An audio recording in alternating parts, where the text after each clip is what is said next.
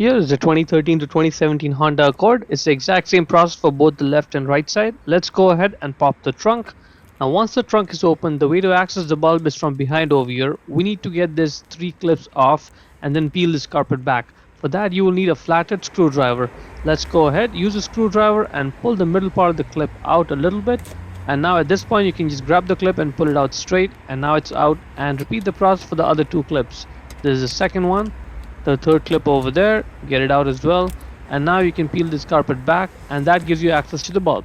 Now that's a turn signal bulb. Just grab it, twist your left, and out it comes. To get the bulb out, just grab the bulb and pull it out straight. You may have to wiggle the bulb a little bit, but it'll come right out. The bulb size is WY21W. Check the link in the description to buy the new one from Amazon for yourself, and then simply push it down back into the bulb holder to secure it. Let's put it back in the light.